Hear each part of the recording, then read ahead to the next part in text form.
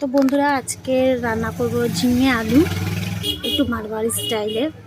আমি পারি মারবাড়ি রান্না করতে, শিখেছি, তো আমি পারি।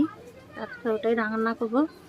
দেখাই ঝিঙেটা কিরম করে কেটেছি। নর্মালি যেরকম ঝিঙে কাটে ঝিঙে আলুর পোস্ত, আমি ওরমই কেটেছি। খাই এই দেখো এরমভাবে কেটেছি। আর ঝিঙেগুলো এত বাজে বুড়ো হয়ে গেছে।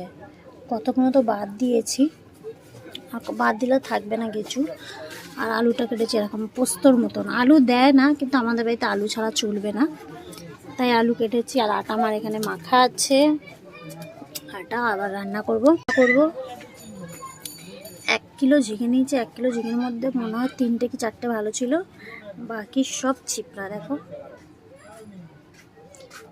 একদম চিপড়া, এত বাজে ঝিঙে দিয়েছে।